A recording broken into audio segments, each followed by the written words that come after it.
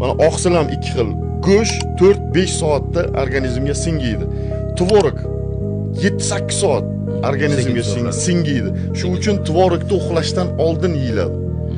Hali bir ikkita trenerlar ham chiqib aytdi, uxlashdan oldin tuxum yeyish kerak deb. Buni men asnovasini qayerdan kelib chiqqanini, mana shu bitta informatsiya qayerdan kelib chiqqanini qidiraman-da, nima uchun bu noto'g'ri informatsiyani olib chiqyapti.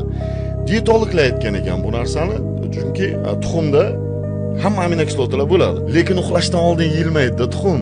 Uxlashdan oldin sizga sekin singib, ertalabgacha pitaniya berib turadigan oqsil kerak. Bu degani tvorog. Tvorog 7-8 soat singib, ertalabgacha muskullaringizga pitaniya berib turadi.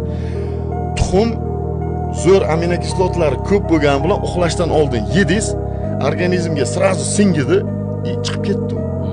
Bo'ldi. Dalshi yana siz ochsiz ertalabgacha. Mana nima uchun uxlashdan oldin tuxum mumkin emas, tvorog mumkin. Mumkin emas degani zarar emas, lekin foydasi kamroq. Foyda ham katta bo'ladi.